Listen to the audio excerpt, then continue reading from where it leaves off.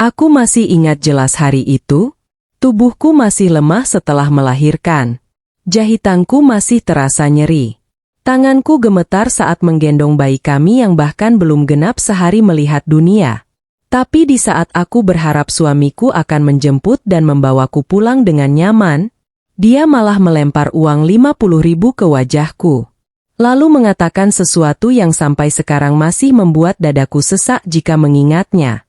Namun yang tidak pernah dia bayangkan, 2 jam setelah mengusirku naik bis bersama bayi yang baru lahir, dia justru berteriak histeris, memohon, menangis, dan mengejarku kemana-mana. Semua karena satu rahasia yang selama ini sengaja disembunyikan oleh keluarganya sendiri. Dan ketika kebenaran itu terbongkar, hidup kami berubah selamanya. Assalamualaikum warahmatullahi wabarakatuh. Sebelum cerita ini dimulai, jangan lupa bantu like dan subscribe dulu ya. Semoga siapapun yang menekan tombol subscribe di channel ini, dilancarkan rezekinya, dipanjangkan umurnya, disehatkan badannya, dan keluarganya selalu dijauhkan dari kesedihan serta dipenuhi kebahagiaan. Amin. Sebelum lanjut, tuliskan di kolom komentar.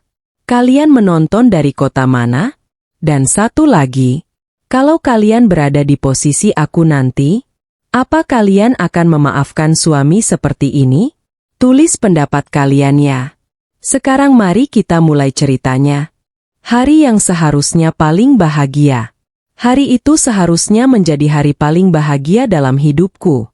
Setelah 9 bulan mengandung dengan segala rasa mual, nyeri punggung, kaki bengkak, dan malam-malam tanpa tidur nyenyak, akhirnya aku berhasil melahirkan seorang bayi laki-laki yang sehat.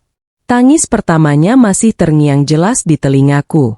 Saat dokter meletakkannya di dadaku, air mataku langsung jatuh tanpa bisa kutahan. "Selamat ya, Bu. Bayinya sehat?" kata salah satu perawat sambil tersenyum. Aku mengangguk sambil menangis. Di dalam hati aku terus mengucap syukur. Akhirnya aku menjadi seorang ibu. Akhirnya perjuanganku tidak sia-sia. Di ruang rawat itu aku terus memandangi wajah kecil anakku. Hidungnya mirip ayahnya. Pipinya bulat. Dan jemarinya yang kecil terus menggenggam jariku seolah tidak ingin melepaskan. Saat itu aku berpikir hidupku akan semakin bahagia. Aku membayangkan Arman, suamiku, datang dengan wajah bangga. Mungkin dia akan memelukku. Mungkin dia akan mencium keningku. Atau setidaknya mengucapkan terima kasih karena sudah mempertaruhkan nyawa demi melahirkan anak kami. Tapi kenyataan yang menungguku ternyata sangat berbeda. Sejak pagi Arman tidak datang. Aku mencoba memakluminya. Mungkin dia sedang bekerja. Mungkin ada urusan penting. Namun hingga siang berlalu, tak ada kabar sedikit pun. Tidak ada telepon. Tidak ada pesan. Bahkan sekadar menanyakan keadaanku pun tidak. Aku mulai merasa tidak enak. Tapi aku terus mencoba berpikir positif. "Suaminya belum datang, Bu?" tanya perawat saat membantu mengganti infusku. Aku tersenyum canggung. "Belum, Mbak. Mungkin masih kerja." Perawat itu hanya mengangguk. Tapi dari sorot matanya aku tahu dia merasa aneh. Karena sebagian besar suami lain sibuk mondar-mandir menemani istrinya. Sementara aku sendirian. Menjelang sore, satu persatu pasien mulai dijemput keluarganya. Ruangan semakin sepi. Aku masih duduk sambil menggendong bayiku. Sesekali aku melirik pintu. Berharap Arman muncul. Berharap semua kekhawatiranku salah. Sampai akhirnya sekitar pukul 5 sore. Pintu kamar terbuka. Dan Arman masuk. Namun entah kenapa, saat melihat wajahnya, hatiku langsung tidak tenang. Tidak ada senyum.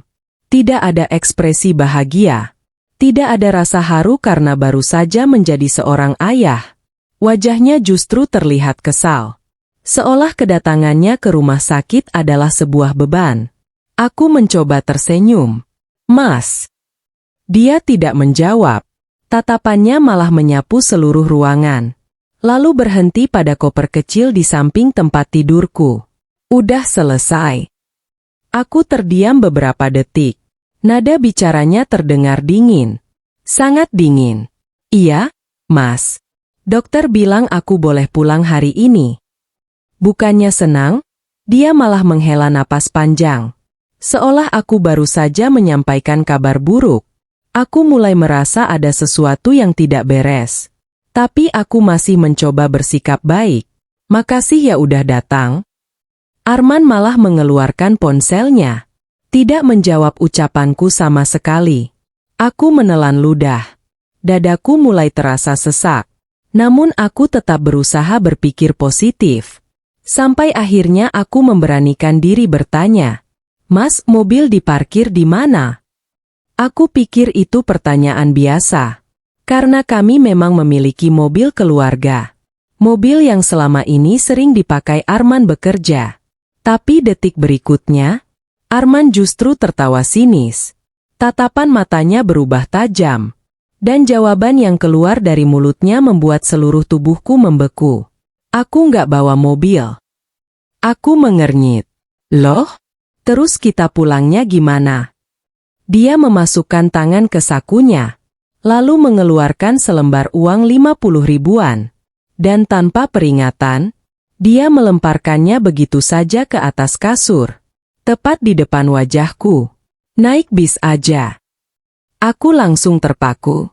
Aku bahkan sempat berpikir aku salah dengar. Mas? Naik bis. Kan cuma pulang. Aku merasa jantungku berhenti berdetak sesaat. Aku baru saja melahirkan. Tubuhku masih lemah. Jahitanku masih terasa nyeri setiap kali bergerak. Dan aku harus menggendong bayi yang bahkan belum berusia 1 hari. Tapi suamiku justru menyuruhku naik bis umum. Sendirian. Saat itulah aku sadar, hari yang seharusnya menjadi hari paling bahagia dalam hidupku, baru saja berubah menjadi awal dari mimpi buruk yang tidak pernah kubayangkan sebelumnya. Dan yang lebih menyakitkan, aku belum tahu bahwa penghinaan terbesar masih menungguku setelah ini, uang 50 ribu dan penghinaan yang tak akan kulupakan. Tanganku langsung gemetar. Mataku bergantian menatap uang 50 ribu yang tergeletak di atas kasur dan wajah Arman yang terlihat sama sekali tidak bersalah. Aku masih mencoba mencerna apa yang baru saja terjadi. Apa dia benar-benar baru saja melempar uang kepadaku? Apa dia benar-benar menyuruhku naik bis setelah aku baru melahirkan?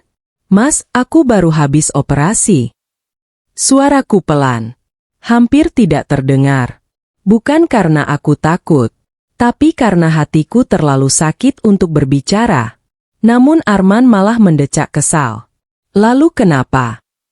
Aku menatapnya tidak percaya. Untuk pertama kalinya sejak kami menikah, aku merasa seperti sedang berbicara dengan orang asing, bukan dengan suamiku sendiri. Mas, aku masih sakit. Jahitanku masih nyeri. Ya terus. Jawaban itu menusuk lebih dalam daripada rasa sakit di tubuhku. Aku menggigit bibir agar tidak menangis di depannya. Karena aku tahu, ada beberapa orang yang justru merasa menang saat melihat kita terluka.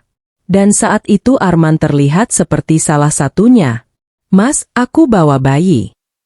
Arman malah melipat kedua tangan di dada. Emangnya kenapa kalau bawa bayi? Aku menunduk. Air mataku mulai menggenang. Aku tidak menyangka pria yang dulu berjanji akan menjagaku seumur hidup bisa berubah sejauh ini. Pria yang dulu rela kehujanan demi mengantarku pulang. Pria yang dulu berkata aku adalah wanita paling berharga dalam hidupnya. Kini bahkan tidak peduli apakah aku sanggup berdiri atau tidak. Saat aku masih berusaha menahan tangis, suara langkah kaki mendekat. Ternyata ibu mertuaku masuk ke ruangan. Bu Ratna. Dan bukannya membelaku, dia justru memperburuk semuanya. Wah, masih di sini aja. Aku langsung berdiri pelan. Iya, Bu. Baru mau pulang. Mertuaku melirik uang 50 ribu di atas kasur. Lalu tersenyum sinis. Udah dikasih uang sama Arman kan? Aku mengangguk pelan. Nah, cukup dong. Aku terdiam. Perempuan itu melanjutkan ucapannya tanpa rasa bersalah sedikit pun. Jangan manja jadi perempuan. Kalimat itu membuat dadaku semakin sesak. Manja? Aku baru melahirkan. Aku mempertaruhkan nyawaku demi melahirkan cucunya. Tapi di matanya aku dianggap manja. Bu! Suaraku mulai bergetar. Saya masih sakit. Mertuaku malah tertawa kecil. Dulu ibu juga melahirkan 3 anak. Gak seribet kamu. Arman ikut tertawa. Dan saat melihat mereka tertawa bersama, hatiku benar-benar hancur. Aku merasa sendirian. Sangat sendirian. Tidak ada yang peduli pada keadaanku. Tidak ada yang memikirkan keselamatanku. Yang mereka pikirkan hanya bagaimana caranya segera menyingkirkanku dari rumah sakit. Beberapa perawat yang berada di dekat pintu tampak saling berpandangan. Mereka jelas mendengar semuanya. Salah satu perawat bahkan terlihat tidak tega. Namun tentu saja mereka tidak bisa ikut campur. Ini urusan keluarga. Atau lebih tepatnya, urusan keluarga yang sudah mulai memperlihatkan wajah aslinya. Tak lama kemudian Arman melihat jam tangannya. Ayo cepat. Aku mengangkat kepala. Kita pulang sekarang. Iya. Mas yang gendong bayinya. Arman langsung menjawab singkat. Enggak. Aku terpaku. Loh. Kamu aja. Aku benar-benar tidak tahu harus berkata apa lagi. Bayi itu juga anaknya. Tapi dia bahkan tidak mau menggendongnya. Bahkan sekali. Saat itulah untuk pertama kalinya muncul pertanyaan yang selama ini tidak pernah berani kupikirkan. Apa Arman benar-benar menginginkan anak ini? Atau selama ini ada sesuatu yang disembunyikannya dariku? Aku membereskan barang-barangku perlahan. Setiap gerakan terasa menyakitkan. Bekas jahitan membuatku sulit berdiri tegak. Namun tak ada satupun yang menawarkan bantuan. Bahkan suamiku sendiri sibuk bermain ponsel. Seolah aku hanyalah beban yang harus segera dipindahkan. Saat aku selesai membereskan barang, Arman tiba-tiba berkata, "Oh iya." Aku menoleh. Dia menunjuk uang 50.000 itu. Itu buat ongkos kamu. Kamu nggak ikut? Tentu ikut. Kalau ikut kenapa naik bis? Arman tersenyum tipis. Senyuman yang membuat bulu kuduku merinding. Karena senyum itu bukan senyum suami. Melainkan senyum seseorang yang sedang menikmati penderitaan orang lain. Lalu kalimat berikutnya keluar dari mulutnya. Kalimat yang membuat seluruh isi ruangan mendadak sunyi. Aku malu mobilku bau darah nifas. Aku membeku. Perawat yang berada di dekat pintu sampai menoleh. Aku yakin mereka juga terkejut. Sementara aku merasa seperti baru saja ditampar di depan banyak orang. Jadi alasan sebenarnya bukan karena mobil rusak. Bukan karena tidak ada bensin. Bukan karena keadaan darurat. Tapi karena dia takut mobilnya kotor oleh istrinya sendiri yang baru melahirkan. Saat itu air mata yang sejak tadi kutahan akhirnya jatuh. Dan untuk pertama kalinya, aku melihat senyum puas di wajah ibu mertuaku. Seolah penghinaan itu memang sengaja mereka siapkan untukku. Namun aku belum tahu bahwa 2 jam lagi, orang-orang yang sedang mempermalukanku ini justru akan berubah panik. Karena sebuah telepon misterius akan membongkar rahasia besar keluarga mereka. Telepon yang mengubah semuanya. Aku berjalan keluar rumah sakit dengan langkah pelan. Setiap langkah terasa seperti menusuk bekas jahitan di perutku. Tangan kiriku menggendong bayi. Tangan kananku menarik koper kecil. Sementara Arman berjalan beberapa meter di depanku tanpa sekalipun menoleh. Seolah aku bukan istrinya. Seolah bayi yang kugendong bukan anaknya. Matahari mulai tenggelam. Udara sore terasa dingin. Namun dinginnya tidak seberapa dibandingkan dingin yang kurasakan di hati. Aku masih mencoba memahami apa yang baru saja terjadi. Bagaimana mungkin seseorang bisa berubah begitu cepat? Atau mungkin dia memang tidak pernah berubah? Mungkin selama ini aku terlalu buta untuk melihat sifat aslinya. Saat kami tiba di halte bis, aku sudah kelelahan. Tubuhku gemetar. Keringat dingin mulai muncul. Bayiku tertidur di pelukan sambil sesekali mengeluarkan suara kecil. Aku memeluknya lebih erat. Hanya dia yang membuatku tetap kuat saat itu. Karena kalau bukan demi anakku, mungkin aku sudah menyerah. Aku duduk perlahan di bangku halte. Arman berdiri sambil bermain ponsel. Tidak ada pertanyaan. Tidak ada perhatian. Tidak ada rasa kasihan. Tiba-tiba ponselnya berdering. Dia langsung mengangkat. Wow, kenapa? Beberapa detik kemudian wajahnya berubah kesal. Iya, nanti gue ke sana. Telepon ditutup. Aku menoleh. Siapa, Mas? Teman. Jawabannya singkat, dingin. Lalu dia kembali sibuk dengan ponselnya. Aku menunduk lagi. Air mata perlahan jatuh ke pipiku. Aku berusaha menyekanya agar tidak terlihat. Tapi ternyata seseorang memperhatikanku. Seorang ibu parubaya yang duduk di ujung halte. Sejak tadi dia beberapa kali melihat ke arahku. Mungkin dia mendengar percakapan kami di rumah sakit. Atau mungkin dia hanya melihat kondisi seorang ibu yang baru melahirkan. Perempuan itu mendekat perlahan. Nak? Aku mengangkat kepala. Iya, Bu. Kamu habis melahirkan. Aku mengangguk. Baru hari ini. Wajahnya langsung berubah iba. Ya Allah. Aku hanya tersenyum tipis. Tidak ingin menangis di depan orang asing. Namun ibu itu malah berkata pelan. Suamimu kok tega ya? Kalimat sederhana itu justru membuat pertahananku runtuh. Karena untuk pertama kalinya hari itu, ada seseorang yang mengerti rasa sakitku. Aku langsung menunduk. Air mata kembali jatuh. Sementara Arman tampak tidak peduli. Bahkan dia terlihat kesal karena aku menangis. Udahlah. Drama banget. Ucapannya membuat ibu tadi langsung melotot. Namun aku buru-buru menggeleng. Aku tidak ingin membuat keributan. Aku hanya ingin pulang. Aku hanya ingin memeluk anakku dan beristirahat. Tak lama kemudian bis datang. Aku berusaha berdiri. Tubuhku nyaris limbung. Untung ibu tadi membantu memegangkan koperku. Pelan-pelan, Nak. Aku mengangguk sambil menahan nyeri. Kami naik ke dalam bis. Aku berharap bisa duduk. Tapi bis sore itu penuh. Sangat penuh. Aku berdiri sambil menggendong bayi. Tanganku mulai pegal. Punggungku terasa panas. Sementara Arman duduk nyaman di kursi dekat jendela. Tanpa rasa bersalah sedikit pun. Beberapa penumpang mulai memperhatikannya. Ada yang berbisik. Ada yang menggeleng. Ada yang memandang sinis. Karena semua orang bisa melihat kenyataan yang begitu jelas. Seorang ibu yang baru melahirkan berdiri sambil menggendong bayi. Sedangkan suaminya duduk santai. Namun Arman tetap tidak bergerak. Sedikit pun tidak. Sekitar 1 jam perjalanan berlalu. Aku mulai merasa pusing. Pandanganku sedikit kabur. Napas terasa berat.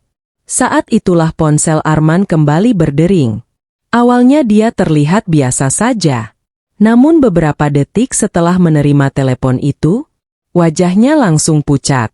Sangat pucat. Apa? Suara Arman terdengar keras. Semua penumpang langsung menoleh. Apa maksudnya? Aku ikut terkejut. Belum pernah aku melihatnya seperti itu. Orang yang sejak tadi begitu sombong mendadak panik. Tangannya gemetar. Keringat muncul di dahinya. Tidak mungkin.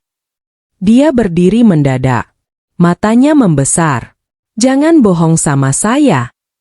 Aku semakin bingung. Jantungku mulai berdebar. Ada apa sebenarnya? Telepon itu berlangsung kurang dari 1 menit.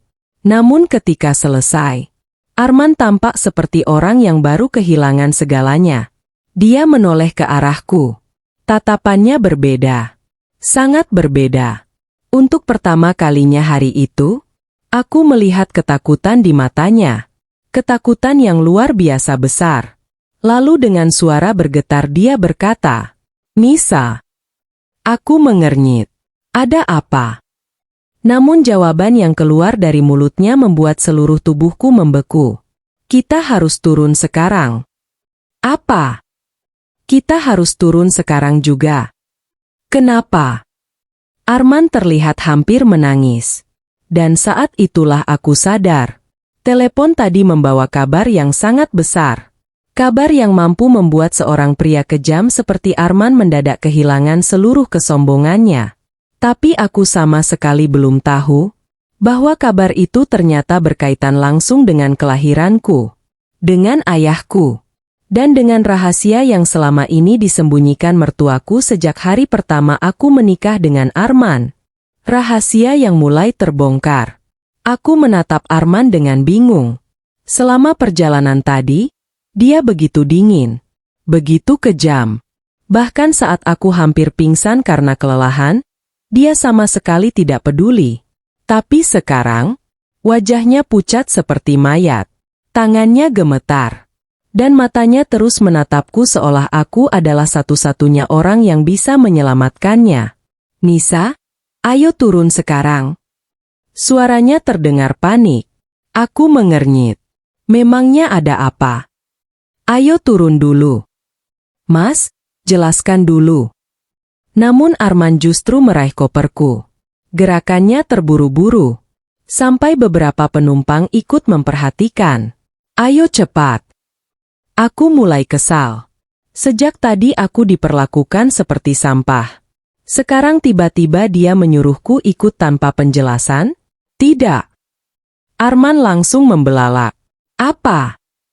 "Aku mau tahu dulu ada apa." Wajahnya makin tegang. Dia terlihat seperti orang yang sedang dikejar sesuatu yang sangat menakutkan. Beberapa detik kemudian dia menelan ludah. Lalu berkata pelan, "Itu soal papa." Aku terdiam. "Papa? Maksudnya ayahku?" Jantungku langsung berdetak lebih cepat. Ayahku memang tidak bisa datang ke rumah sakit hari itu karena sedang berada di luar kota. Beliau seorang pengusaha yang sering bepergian. Tapi selama ini beliau selalu perhatian padaku. Bahkan setiap minggu beliau menelepon untuk memastikan aku baik-baik saja. "Ayah kenapa?" Arman tidak langsung menjawab. Dan justru sikap itulah yang membuatku semakin takut. "Ayah kenapa, Mas?" Suaraku meninggi. Arman terlihat gelisah. Lalu dengan suara kecil dia berkata, "Papa tahu semuanya." Aku membeku. "Tahu apa?" Arman tidak menjawab. Namun tiba-tiba aku teringat sesuatu. 2 bulan lalu, saat usia kandunganku memasuki 8 bulan, ayah sempat menelepon. Beliau bertanya bagaimana perlakuan Arman dan keluarganya kepadaku. Saat itu aku berbohong. Aku mengatakan semuanya baik-baik saja. Padahal kenyataannya tidak. Sejak aku hamil besar, perlakuan mertuaku mulai berubah. Aku sering dihina. Disebut pemalas. Disebut terlalu banyak mengeluh. Bahkan beberapa kali ibu mertuaku sengaja menyuruhku mengerjakan pekerjaan rumah saat kakiku bengkak. Namun aku memilih diam. Karena aku tidak ingin membuat ayah khawatir. Dan sekarang, entah kenapa ingatan itu kembali muncul. "Ayah tahu apa?" Tanyaku lagi. Arman masih diam. Namun tepat saat itu ponselnya kembali berdering. Nama yang muncul di layar membuat wajahnya semakin pucat. Aku sempat melihat sekilas. Tertulis satu nama. Papa Nisa. Arman langsung mengangkat. Dan untuk pertama kalinya dalam hidupku, aku melihat Arman ketakutan kepada seseorang. "Iya, Pak." Suara dari seberang terdengar sangat keras sampai aku bisa mendengarnya. "Jangan panggil saya Papa." Aku langsung terkejut. Itu memang suara ayahku. Tapi aku belum pernah mendengarnya semarah itu. Tidak pernah. "Saya bisa jelaskan, Pak." Bungkam. Seluruh penumpang mulai memperhatikan. Sementara Arman hanya bisa diam. Kamu pikir saya tidak tahu apa yang kalian lakukan pada anak saya? Tubuhku langsung menegang. Ayah tahu? Bagaimana bisa? Kamu pikir saya tidak tahu anak saya disuruh naik bis setelah melahirkan? Mataku langsung membesar. Aku menatap Arman. Dia terlihat semakin panik. Kamu pikir saya tidak tahu istrimu dihina setiap hari oleh ibumu? Air mataku mulai jatuh. Aku benar-benar tidak mengerti. Bagaimana ayah bisa tahu semuanya? Padahal aku tidak pernah bercerita. Tidak pernah mengeluh. Tidak pernah meminta bantuan. Lalu suara ayah kembali terdengar. Dan kali ini membuat Arman hampir kehilangan keseimbangan. Mulai hari ini, kerja sama kita selesai. Apa? Aku langsung terpaku. Kerja sama? Arman menelan ludah. Wait, Pak. Tidak ada penjelasan lagi. Pak, tolong. Saya sudah terlalu sabar. Saat itulah aku baru menyadari sesuatu. Perusahaan tempat Arman bekerja selama ini, ternyata mendapatkan sebagian besar proyek dari perusahaan ayahku. Aku memang pernah mendengar mereka bekerja sama, tapi aku tidak pernah tahu seberapa besar pengaruhnya. Dan dari wajah Arman sekarang, aku mulai mengerti. Semua kenyamanan yang selama ini dia nikmati ternyata sangat bergantung pada ayahku. Namun ayah belum selesai.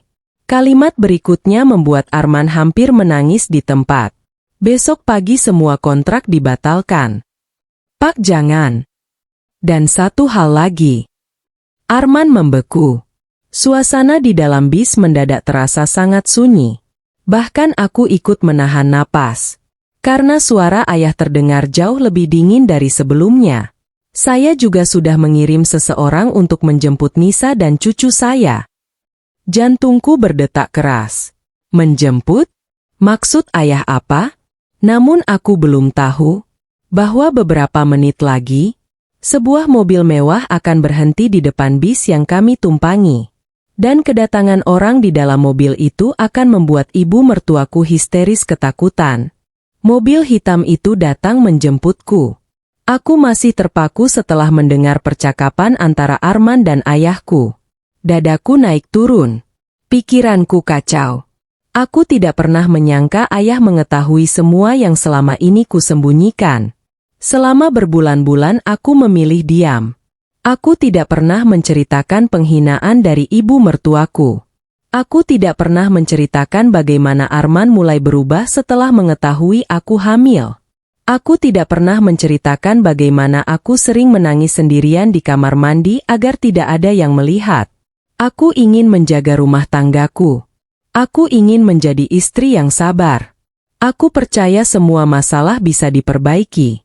Tapi ternyata, diamku justru membuat mereka semakin berani menyakitiku. Arman menutup telepon dengan tangan gemetar.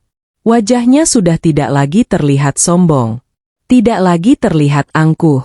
Sekarang yang kulihat hanya ketakutan. Ketakutan yang sangat besar. Nisa.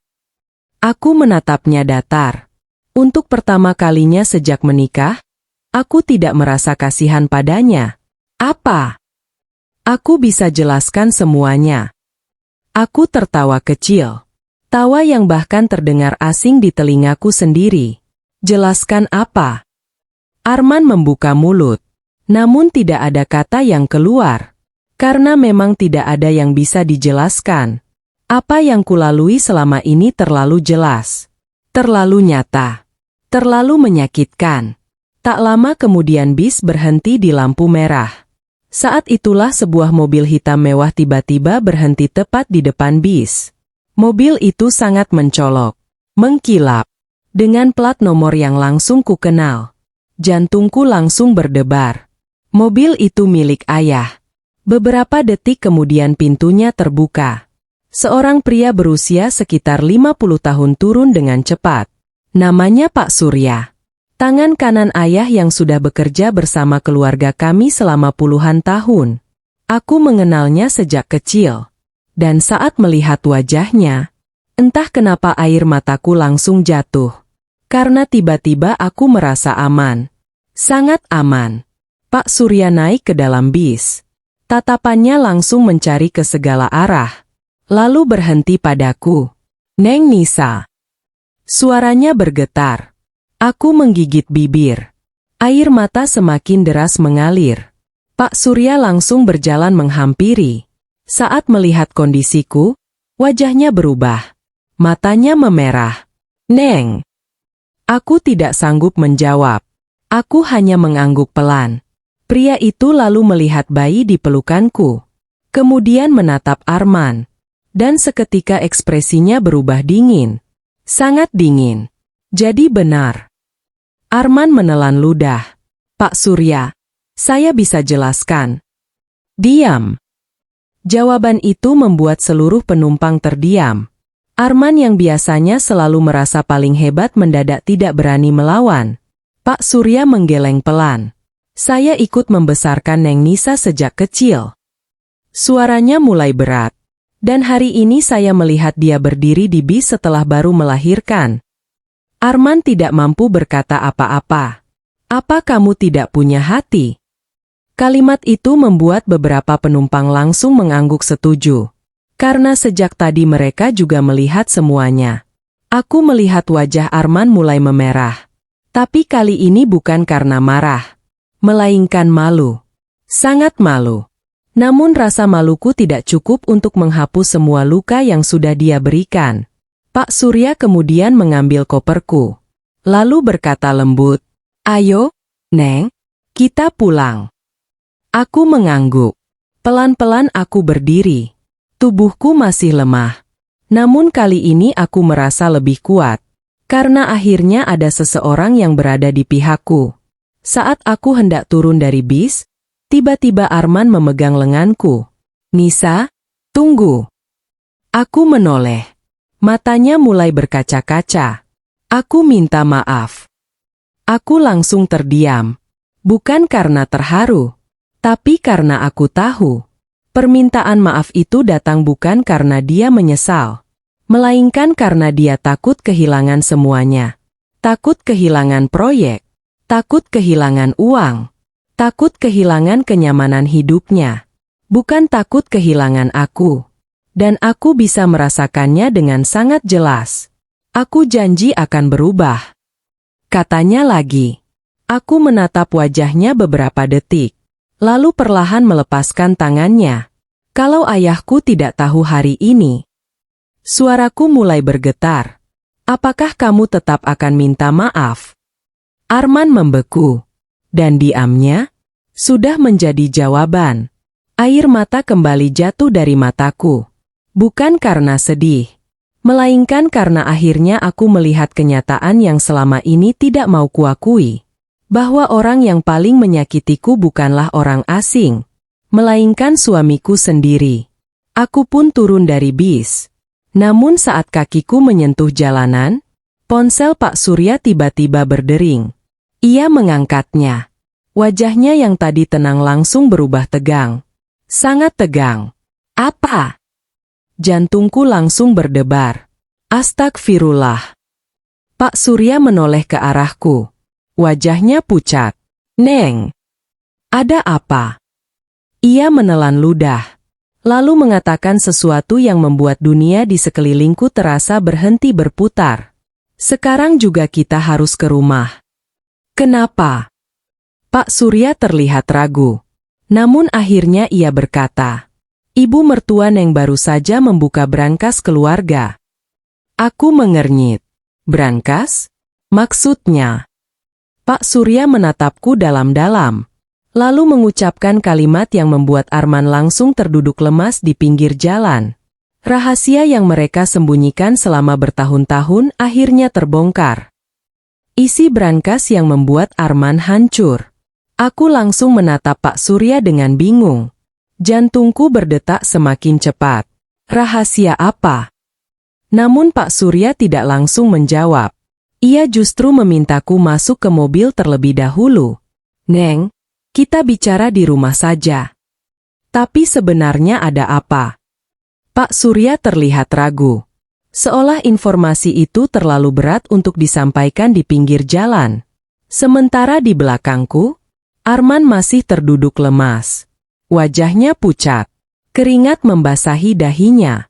Dan untuk pertama kalinya sejak aku mengenalnya, aku melihat ketakutan yang benar-benar nyata di matanya. Bukan takut kehilangan uang. Bukan takut kehilangan pekerjaan. Tapi takut sebuah rahasia besar terbongkar. Aku masuk ke mobil bersama bayiku. Beberapa menit kemudian kendaraan mulai melaju meninggalkan halte. Dari kaca belakang aku masih bisa melihat Arman. Dia berdiri, lalu berlari mengejar mobil. "Nisa A!" Teriakannya terdengar samar. Namun kali ini aku tidak menoleh. Aku terlalu lelah, terlalu terluka. Dan untuk pertama kalinya, aku memilih memikirkan diriku sendiri. Sementara itu, di rumah mertuaku, kekacauan sedang terjadi. Hal itu baru ku ketahui 1 jam kemudian. Saat kami tiba di rumah ayah. Rumah besar yang selama ini jarang ku tinggali sejak menikah. Begitu masuk, aku langsung melihat ayah berdiri di ruang tamu. Wajahnya terlihat sangat marah. Aku belum pernah melihatnya semarah itu. Begitu melihatku, beliau langsung menghampiri. Kemudian memelukku erat. Sangat erat. "Nak." Suara ayah bergetar. Aku langsung menangis. Tangis yang selama berbulan-bulan ku tahan. Tangis yang selama ini ku simpan sendirian. "Ayah."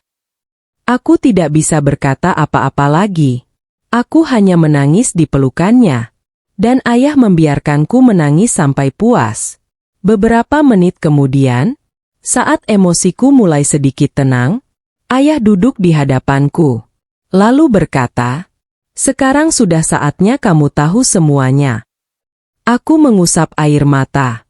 Semuanya tentang apa? Ayah menarik napas panjang. Wajahnya terlihat kecewa. Sangat kecewa. "Keluarga Arman tidak pernah mencintaimu." Aku terdiam. Walaupun sebenarnya aku sudah mulai menyadarinya. Namun mendengar kalimat itu secara langsung tetap terasa menyakitkan. "Mereka mendekati kamu karena satu alasan." "Apa?" Ayah menatapku. Kemudian membuka sebuah map coklat tebal yang berada di meja. Di dalamnya ada puluhan dokumen, foto, fotokopi surat, dan beberapa lembar laporan keuangan. Tanganku mulai dingin. Karena aku merasa akan mendengar sesuatu yang sangat besar. Ayah lalu menunjuk sebuah foto. Itu Arman. Aku melihat foto itu. Foto lama. Diambil sekitar 4 tahun lalu. Sebelum aku mengenalnya. Namun yang membuatku terkejut, di foto itu Arman sedang bersama seorang wanita. Mereka terlihat sangat dekat. Sangat akrab. Bahkan seperti pasangan. Aku mengernyit. "Itu siapa?" Ayah menjawab pelan. "Tunangannya." Aku membeku. "Apa? Arman pernah bertunangan sebelum mengenalmu?" Jantungku berdetak keras. Karena selama ini Arman selalu mengatakan aku adalah wanita pertama yang benar-benar ingin dia nikahi. Ternyata itu bohong. Semuanya bohong. Namun ayah belum selesai. Pertunangan itu gagal. Kenapa? Ayah tersenyum pahit. Karena keluarga perempuan itu tahu kondisi keuangan keluarga Arman yang sebenarnya. Aku semakin bingung. Kondisi keuangan. Ayah mengangguk. 5 tahun lalu keluarga mereka hampir bangkrut. Aku langsung menatap ayah. Pikiranku mulai menghubungkan banyak hal. Rumah mewah, mobil, gaya hidup. Semuanya terlihat baik-baik saja. Tapi ternyata, ada sesuatu yang selama ini disembunyikan. Mereka punya utang besar. Lanjut ayah. Sangat besar. Tanganku mulai gemetar. Lalu, ayah menatapku dalam-dalam. Lalu mereka menemukanmu. Aku langsung terdiam. Dan tiba-tiba semua potongan puzzle mulai tersusun. Cara ibu mertua tiba-tiba bersikap sangat baik saat awal perkenalan. Cara mereka begitu cepat mendorong pernikahan. Cara mereka selalu memuji keluarga ayahku. Semuanya terasa berbeda sekarang. Seolah ada motif yang selama ini tidak kulihat. Mereka menjadikanmu jalan keluar. Kalimat ayah membuat dadaku sesak. Maksud ayah. Ayah menghela napas panjang. Laki-laki itu mendekatimu karena nama belakangmu, Nisa. Air mataku langsung jatuh. Tidak. Aku tidak mau mempercayainya. Aku tidak mau. Tapi wajah ayah menunjukkan bahwa beliau sedang mengatakan kebenaran. Keluarga mereka berharap setelah menikah denganmu, bisnis mereka terselamatkan. Aku menutup mulut. Tubuhku mulai gemetar. Selama ini aku mengira dicintai. Selama ini aku mengira dipilih karena diriku. Ternyata, aku hanya dijadikan alat. Namun ternyata kenyataan yang lebih menyakitkan masih menunggu. Karena saat itulah Pak Surya masuk tergesa-gesa dari luar rumah. Wajahnya pucat. Sangat pucat. Pak! Ayah langsung berdiri. Ada apa? Pak Surya menelan ludah. Lalu berkata dengan suara gemetar. Isi brankas itu sudah ditemukan semuanya. Ayah membelalak. Aku ikut menegang. Dokumen yang mana? Dan jawaban Pak Surya membuat seluruh tubuhku langsung dingin. Surat warisan atas nama Neng Nisa. Apa? Ternyata selama ini Ibu Arman menyembunyikannya. Ruangan mendadak sunyi. Aku bahkan bisa mendengar detak jantungku sendiri.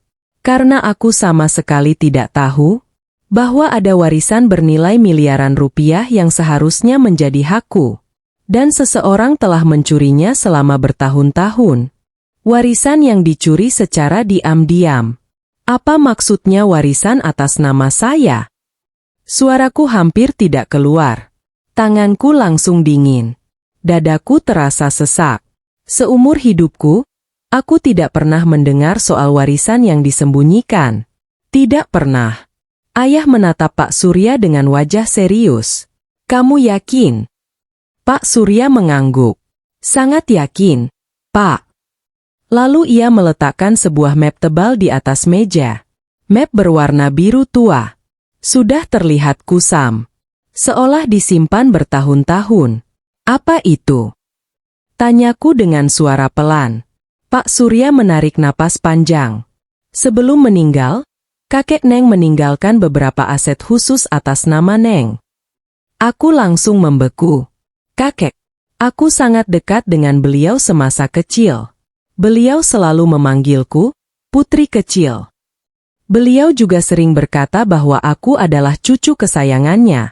Namun setelah beliau meninggal bertahun-tahun lalu, aku tidak pernah mendengar lagi soal warisan. Kupikir semuanya sudah dibagi secara keluarga. Ternyata tidak. Ayah membuka map itu perlahan. Mataku langsung membesar. Ada banyak dokumen resmi, surat tanah, sertifikat bangunan, dan beberapa dokumen investasi. Aku tidak mengerti semuanya. Tapi satu hal yang langsung kulihat, namaku tercantum di sana. Nisa Maharani. Tanganku langsung gemetar. Ini. Ayah mengangguk pelan. Semuanya milikmu. Air mataku mulai jatuh. Bukan karena senang. Tapi karena bingung. Karena selama ini aku tidak tahu apa-apa. Lalu kenapa baru sekarang aku tahu? Ruangan mendadak sunyi. Ayah dan Pak Surya saling berpandangan. Ekspresi mereka berubah. Dan dari situlah aku tahu, jawabannya pasti tidak sederhana. Pak Surya akhirnya berkata pelan. Karena surat-surat ini sempat hilang. Aku langsung menatapnya. Hilang. Pak Surya mengangguk. Beberapa tahun lalu. Bagaimana bisa? Ayah menghela napas panjang. Lalu berkata sesuatu yang membuat darahku terasa berhenti mengalir. Karena ada yang mencurinya. Aku membeku. Mencuri. Ayah mengangguk. Dan orang itu bukan orang asing. Tubuhku mulai gemetar. Entah kenapa aku sudah takut mendengar nama yang akan disebutkan. Sangat takut. Ayah lalu menatapku dalam-dalam. Orang itu adalah ibu mertuamu. Brak, gelas di tanganku langsung jatuh ke lantai. pecah berkeping-keping. Aku bahkan tidak menyadarinya, karena pikiranku sudah kosong. Bu Ratna? Ibu mertuaku? Tidak, tidak mungkin. Bagaimana bisa? Kenapa? Untuk apa? Aku menatap ayah dengan mata berkaca-kaca. Ayah jangan bercanda. Namun ayah hanya menggeleng. Beliau terlihat sangat serius. Saya berharap ini juga hanya salah paham. Air mataku mulai mengalir. Tapi semua bukti mengarah ke sana. Dunia seakan berputar. Aku mencoba mengingat banyak hal. Saat pertama kali mengenal keluarga Arman. Saat mereka selalu ingin tahu kondisi keuangan keluargaku. Saat ibu mertuaku sering bertanya tentang aset keluarga. Saat beliau sangat penasaran dengan urusan warisan. Dulu aku menganggap itu hanya rasa ingin tahu biasa. Sekarang semuanya terasa berbeda. Sangat berbeda. Pak Surya lalu mengeluarkan beberapa foto. Foto hasil salinan CCTV lama. Walaupun tidak terlalu jelas, tetapi wajah orang di dalam foto itu masih bisa dikenali. Dan orang itu memang Bu Ratna. Aku langsung menangis. Karena kenyataan ini terlalu berat. Terlalu menyakitkan. Aku menikah dengan keluarga yang ternyata diam-diam merencanakan sesuatu terhadapku. Namun ternyata, kejutan yang lebih besar masih menunggu. Karena saat kami sedang membahas dokumen itu, pintu rumah tiba-tiba terbuka keras. Prak! Semua orang menoleh. Dan sosok yang muncul membuat suasana langsung berubah tegang. Arman. Dia berdiri di depan pintu. Napasnya memburu. Wajahnya penuh keringat. Matanya merah seperti habis menangis. Nisa. Aku langsung memalingkan wajah. Aku tidak ingin melihatnya. Tidak ingin mendengar suaranya. Tidak lagi. Namun Arman justru berjalan mendekat. Lalu tiba-tiba, dia berlutut. Di depan semua orang. Aku mohon. Suaranya pecah. Aku mohon dengarkan aku. Aku terdiam. Ayah langsung berdiri. Namun Arman lebih dulu menangis. Tangis yang keras. Tangis yang membuat semua orang terkejut. Karena pria yang selama ini begitu angkuh, kini terlihat benar-benar hancur. Aku tidak tahu soal surat itu. Aku mengangkat kepala. Apa? Aku bersumpah aku tidak tahu. Aku menatapnya tajam. Sulit mempercayai apapun yang keluar dari mulutnya sekarang. Karena terlalu banyak kebohongan yang sudah dia lakukan. Namun saat itulah, Arman mengatakan sesuatu yang membuat seluruh ruangan membeku. Sesuatu yang bahkan tidak pernah terpikirkan olehku. Nisa. Air matanya terus mengalir. Aku juga selama ini dibohongi oleh ibuku. Jantungku langsung berdetak keras. Karena dari cara dia mengatakannya, aku tahu ada rahasia lain yang jauh lebih besar. Rahasia yang mungkin menjadi alasan mengapa hidupku berubah menjadi mimpi buruk sejak menikah dengannya. Dan beberapa detik kemudian, Arman membuka mulut untuk mengungkapkannya. Aku juga dibohongi selama ini. Ruangan mendadak sunyi. Tidak ada yang berbicara. Bahkan suara napas pun terasa begitu jelas terdengar. Aku menatap Arman tanpa berkedip. Sementara dia masih berlutut di lantai. Wajahnya basah oleh air mata. Sosok yang beberapa jam lalu melempar uang 50.000 ke arahku, kini terlihat seperti orang yang kehilangan segalanya. Apa maksudmu? Tanyaku pelan. Arman menunduk. Kedua tangannya gemetar. Lalu dengan suara yang nyaris tidak terdengar, dia berkata, aku juga korban. Kalimat itu membuatku langsung marah. Korban? Setelah semua yang dia lakukan?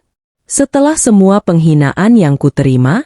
Setelah aku dipaksa naik bis sambil menggendong bayi yang baru lahir? Sekarang dia mengaku korban? Aku langsung berdiri. Korban. Suaraku meninggi. Air mataku kembali jatuh. Kamu bilang kamu korban. Arman menutup wajahnya. Aku tahu aku salah. Salah. Aku tertawa pahit. Kalau ayahku tidak tahu hari ini, kamu masih akan membiarkanku diperlakukan seperti sampah. Arman menangis. Namun kali ini aku tidak merasa iba. Sedikit pun tidak. Karena luka yang dia berikan terlalu dalam. Terlalu banyak. Ayahku yang sejak tadi diam akhirnya berbicara. Kalau memang ada yang ingin kamu katakan, katakan sekarang. Suasana langsung menegang. Arman mengangkat wajahnya. Matanya merah. Penuh penyesalan. Lalu dia berkata, dari awal ibu saya memang mengincar keluarga Nisa. Aku langsung memejamkan mata. Mendengar pengakuan itu secara langsung terasa jauh lebih menyakitkan. Karena selama ini aku masih berusaha meyakinkan diriku bahwa semuanya hanya kesalahpahaman. Tapi sekarang, semuanya nyata. Semuanya benar. Sebelum saya mengenal Nisa. Lanjut Arman. Ibu saya sudah mencari tahu tentang keluarganya. Pak Surya mengepalkan tangan. Sementara ayah hanya diam. Ekspresinya semakin dingin. Ibu bilang kalau aku berhasil menikahi Nisa, hidup keluarga kami akan berubah. Air mataku kembali jatuh. Karena ternyata aku memang hanya target. Bukan perempuan yang dicintai. Bukan perempuan yang dipilih karena hati, melainkan jalan keluar dari masalah keluarga mereka. Namun Arman kemudian mengatakan sesuatu yang membuatku membeku. Tapi aku benar-benar mencintai Nisa. Aku langsung tertawa sinis. Terlambat. Suaraku bergetar. Sangat bergetar. Kalau itu cinta, aku tidak mau tahu seperti apa bencimu. Arman langsung menunduk lagi. Tangisnya semakin keras. Namun untuk pertama kalinya, aku tidak merasa bersalah melihatnya menangis. Karena selama ini yang menangis sendirian adalah aku. Yang menahan sakit adalah aku.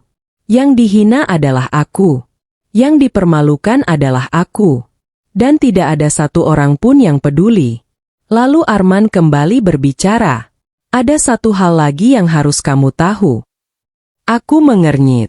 Jantungku mulai berdebar. Entah kenapa aku merasa kalimat berikutnya akan mengubah segalanya. Apa lagi? Arman terlihat ragu. Sangat ragu. Namun akhirnya dia berkata, ibu saya bukan cuma menyembunyikan surat warisan itu. Ruangan kembali sunyi. Semua orang menatapnya. Termasuk aku. Lalu Arman melanjutkan. 2 minggu sebelum kamu melahirkan. Tangannya mulai gemetar. Ibu saya sempat menemui dokter kandunganmu. Tubuhku langsung membeku. Apa? Dokter kandunganku? Untuk apa? Aku menatapnya tidak percaya. Apa maksudmu? Arman menelan ludah. Wajahnya semakin pucat. Dan jawaban yang keluar dari mulutnya membuat darahku terasa berhenti mengalir. Ibu saya berusaha membuatmu menandatangani surat kuasa. Aku langsung berdiri. Apa? Pak Surya bahkan sampai memukul meja. Ayahku langsung membelalak. Surat kuasa apa? Arman menangis. Tangisnya semakin menjadi. Surat yang membuat seluruh warisan Nisa bisa dipindahkan setelah anaknya lahir. Bra? Ayah langsung berdiri. Wajahnya merah padam. Aku sendiri sudah tidak mampu berpikir. Tubuhku gemetar hebat. Karena sekarang semuanya mulai masuk akal. Beberapa minggu sebelum melahirkan, ibu mertuaku memang pernah menyuruhku menandatangani beberapa dokumen. Katanya untuk administrasi rumah sakit. Katanya agar proses persalinan lebih mudah. Untungnya saat itu aku sedang kelelahan dan belum sempat membacanya. Lalu dokumen itu tidak pernah dibahas lagi. Ya Allah! Kalau saat itu aku menandatangani semuanya, mungkin seluruh hakku sudah hilang. Mungkin masa depan anakku sudah dirampas. Mungkin aku tidak akan pernah tahu apa yang sebenarnya terjadi. Air mataku mengalir tanpa henti. Bukan karena sedih lagi, tapi karena marah. Sangat marah. Dan untuk pertama kalinya sejak menikah, aku merasa tidak ingin lagi bersabar. Namun tepat saat itu, Ponsel Pak Surya kembali berdering. Ia melihat layar. Lalu wajahnya langsung berubah pucat. Sangat pucat. Pak. Ayah menoleh. Ada apa? Pak Surya menelan ludah. Kemudian mengucapkan kalimat yang membuat seluruh ruangan langsung membeku. Bu Ratna kabur. Apa? Bukan cuma kabur. Suara Pak Surya bergetar. Dia membawa seluruh isi rekening keluarga. Detik itu juga, Arman langsung jatuh terduduk di lantai. Karena akhirnya dia sadar, orang yang selama ini paling dia percaya, ternyata adalah orang yang sedang menghancurkan hidupnya sendiri. Ibu mertuaku kabur membawa semuanya. Apa maksudnya kabur? Suara Arman terdengar pecah. Matanya membelalak. Wajahnya langsung kehilangan warna. Sementara aku masih duduk membeku di sofa. Pikiranku belum selesai mencerna satu kenyataan, kini datang kenyataan lain yang jauh lebih mengejutkan. Pak Surya menarik napas panjang. 15 menit yang lalu pihak bank menghubungi kantor. Ayah langsung mengernyit. Lalu, seluruh rekening yang selama ini dikendalikan Bu Ratna sudah dikosongkan. Ruangan mendadak hening. Arman terlihat seperti orang yang baru saja dihantam palu besar. Tidak mungkin. Suaranya bergetar. Itu nggak mungkin. Pak Surya menatapnya dingin. Faktanya sudah terjadi. Arman menggeleng berulang kali. Seolah menolak menerima kenyataan. Ibu nggak mungkin melakukan itu. Namun bahkan saat mengucapkannya, nada suaranya terdengar tidak yakin. Karena jauh di dalam dirinya, dia mulai sadar. Semua yang baru saja terbongkar memang mengarah ke satu orang. Ibunya sendiri. Ayahku berdiri lalu berjalan ke jendela. Aku tahu beliau sedang berusaha menahan amarah. Karena selama ini beliau selalu menghormati keluarga Arman. Bahkan setelah melihat bagaimana mereka memperlakukanku. Namun sekarang, kesabarannya sudah habis. Lacak semua rekening. Kata ayah tegas. Jangan sampai 1 rupiah pun hilang. Pak Surya mengangguk. Sudah kami lakukan. Lalu ia membuka tablet yang dibawanya. Menampilkan beberapa data. Dan saat itulah fakta baru kembali muncul. Fakta yang membuatku semakin sulit bernapas. Bu Ratna ternyata sudah mempersiapkan semuanya sejak lama. Aku menatap layar. Terdapat puluhan transaksi. Banyak sekali. Nominalnya tidak kecil. Ada ratusan juta. Ada miliaran. Bahkan ada aset yang diam-diam dijual beberapa bulan lalu. Astagfirullah. Aku menutup mulut. Air mata kembali mengalir. Bukan karena uang itu milikku. Melainkan karena aku baru sadar betapa besar kebohongan yang terjadi selama ini. Rumah tangga yang kupikir bermasalah karena kesalahpahaman, ternyata dibangun di atas kebohongan, di atas keserakahan, di atas pengkhianatan. Sementara Arman terlihat semakin hancur. Dia memegang kepalanya sendiri, lalu berbisik pelan. Kenapa, Bu? Tangisnya mulai terdengar lagi. Kenapa ibu melakukan ini? Namun pertanyaan itu tidak mendapat jawaban. Karena orang yang bisa menjawabnya sudah menghilang. Malam semakin larut. Aku akhirnya dipindahkan ke kamar tamu agar bisa beristirahat bersama bayiku. Namun aku tidak bisa tidur. Setiap kali memejamkan mata, aku teringat kejadian di rumah sakit. Uang 50.000 itu. Tatapan merendahkan itu. Kalimat-kalimat yang menghancurkan harga diriku. Aku memeluk anakku erat, lalu menangis pelan. Aku janji. Bisikku. Aku akan melindungimu.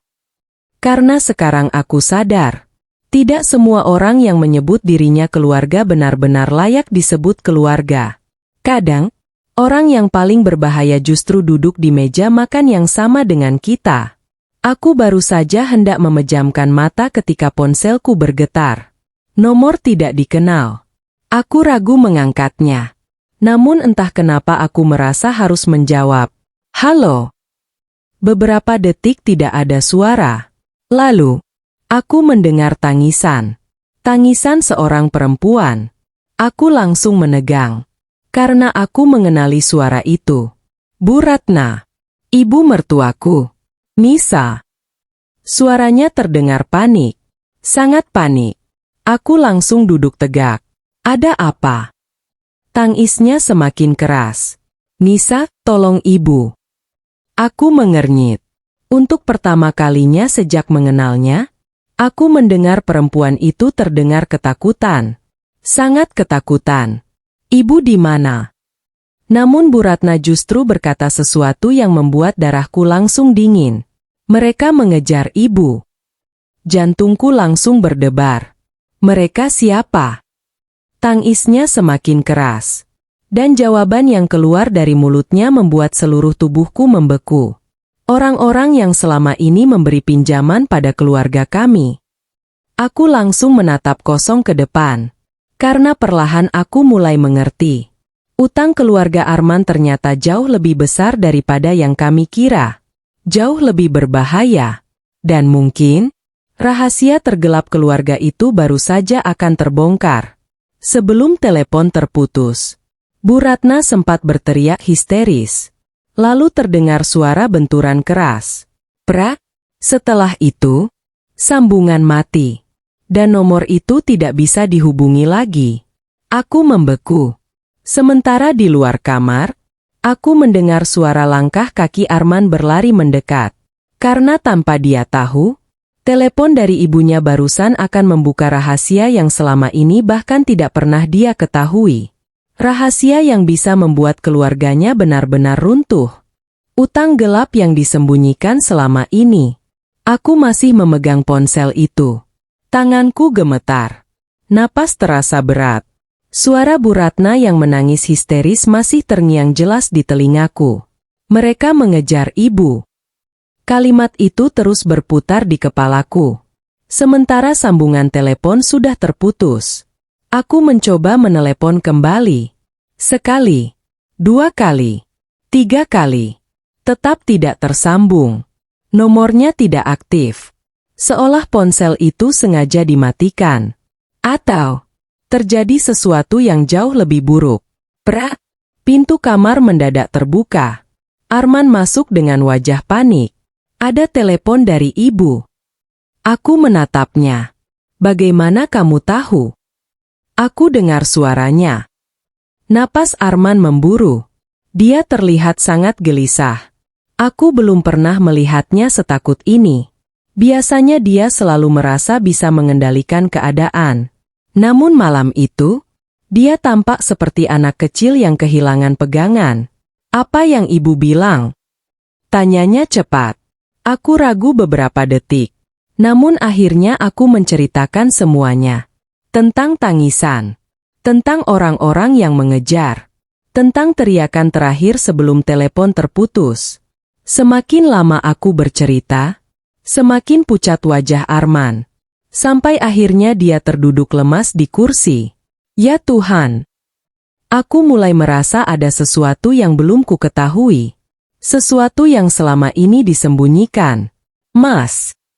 Arman mengangkat kepala. Apa sebenarnya yang terjadi? Dia terdiam. Lama sekali. Lalu perlahan menutup wajahnya. Dan saat itulah, untuk pertama kalinya, aku melihat rasa malu yang sangat dalam di matanya. Ibu pernah berutang. Aku mengernyit. Utang. Arman mengangguk. Dulu. Dulu kapan? Sebelum aku menikah denganmu. Aku menatapnya tajam. Berapa? Arman tidak menjawab. Justru diam itulah yang membuatku semakin curiga. Berapa, Mas? Suara Arman nyaris tidak terdengar. 5 miliar. Jantungku seperti berhenti. 5 miliar. Arman menunduk. Aku sampai tidak bisa berkata-kata. 5 miliar bukan angka kecil. Bukan utang biasa. Bukan sesuatu yang bisa dianggap sepele. Lalu bagaimana bisa? Arman menarik napas panjang. Wajahnya penuh penyesalan. Ayah meninggalkan banyak masalah bisnis. Aku terdiam. Aset dijual. Rumah digadaikan. Usaha bangkrut. Dan ibu mulai meminjam uang ke banyak tempat. Setiap kalimat yang keluar dari mulutnya membuat dadaku semakin sesak. Karena perlahan aku mulai mengerti. Keluarga itu ternyata tidak pernah sekuat yang mereka tunjukkan.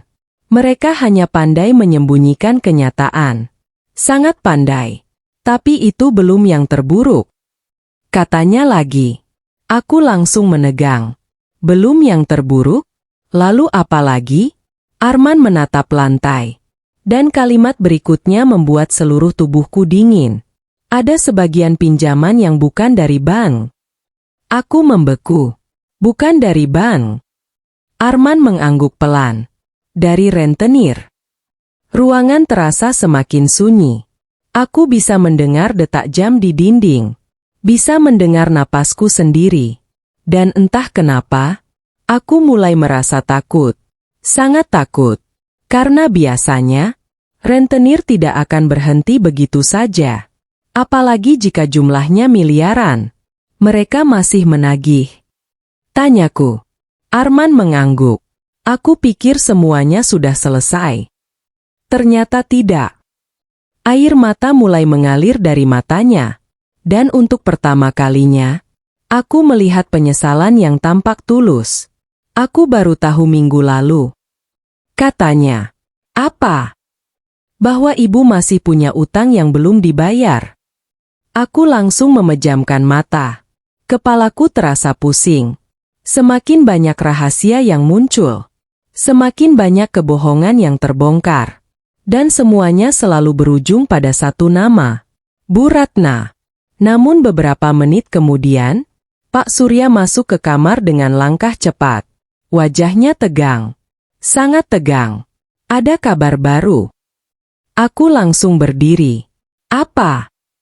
Pak Surya menatap kami bergantian. Lalu berkata, mobil Bu Ratna ditemukan. Arman langsung bangkit. Di mana? Pak Surya menelan ludah. Di pinggir jalan tol. Aku merasakan bulu kuduku berdiri. Karena nada suara Pak Surya terdengar aneh. Sangat aneh. Seolah ada sesuatu yang belum dia katakan. Lalu, tanyaku pelan. Pak Surya terlihat ragu. Namun akhirnya ia mengucapkan kalimat yang membuat seluruh ruangan membeku. Mobilnya ada.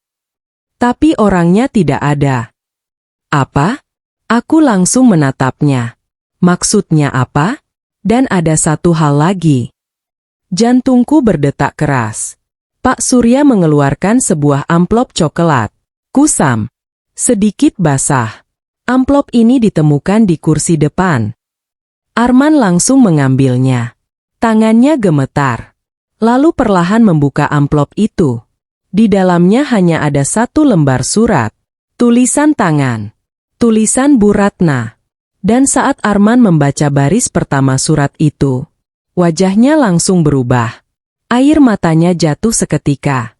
Karena surat itu diawali dengan kalimat yang tidak pernah dia bayangkan akan dibaca dari ibunya sendiri.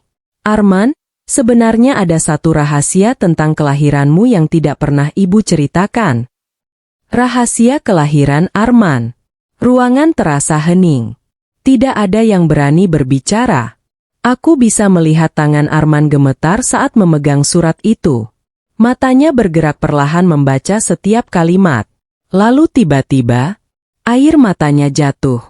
Satu tetes. Kemudian semakin banyak. Aku belum pernah melihatnya seperti itu. Bahkan saat bisnisnya terancam. Bahkan saat semua rahasia keluarganya terbongkar. Tangisnya tidak pernah seperti sekarang. Mas. Suaraku pelan. Apa isi suratnya? Namun Arman tidak menjawab. Dia hanya menatap surat itu seperti orang yang baru kehilangan seluruh dunianya. Ayahku akhirnya berdiri. Lihat. Arman menyerahkan surat itu dengan tangan gemetar. Ayah membacanya. Lalu wajah beliau langsung berubah. Aku semakin cemas. Ayah. Beliau mengangkat kepala. Tatapannya penuh keterkejutan. Nisa. Jantungku langsung berdebar keras. Ada apa? Ayah menarik napas panjang, lalu menyerahkan surat itu kepadaku. Tanganku mulai dingin. Sangat dingin. Aku membaca perlahan, baris demi baris. Dan semakin jauh aku membaca, semakin sulit aku mempercayainya. Arman, jika kamu membaca surat ini, berarti semua kebohongan ibu sudah terbongkar. Ada satu hal yang harus kamu ketahui sebelum terlambat. Orang yang selama ini kamu panggil ayah bukan ayah kandungmu. Mataku langsung membesar. Apa? Aku membaca lagi. Berharap aku salah. Namun tulisan itu tetap sama.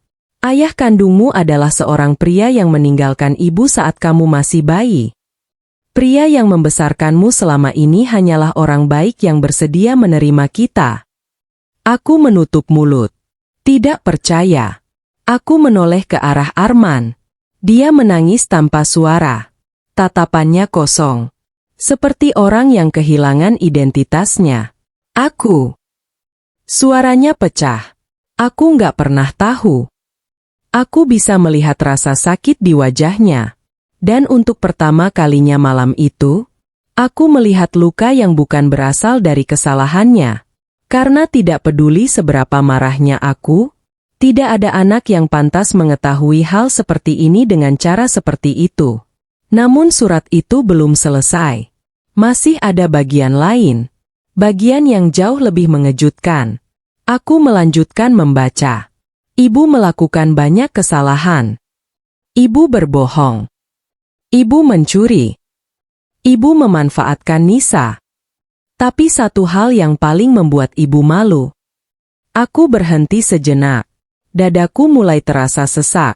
Entah kenapa aku takut membaca kalimat berikutnya. Sangat takut.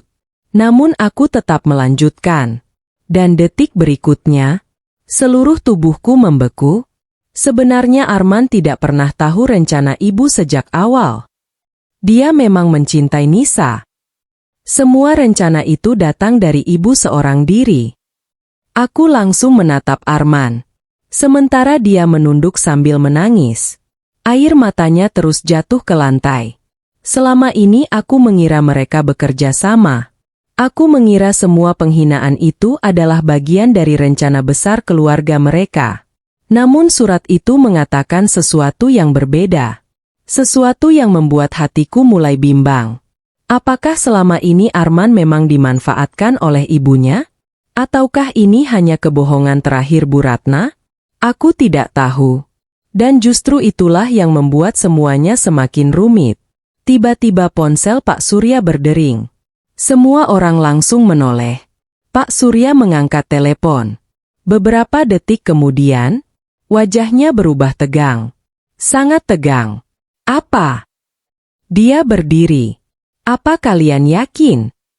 Jantungku langsung berdebar. Karena nada suaranya terdengar serius. Setelah telepon ditutup, ayah langsung bertanya. Ada apa? Pak Surya menelan ludah. Kemudian berkata, Bu Ratna ditemukan. Arman langsung berdiri. Di mana? Pak Surya terlihat ragu. Lalu menjawab pelan. Di rumah sakit. Aku mengernyit. Rumah sakit? Kenapa?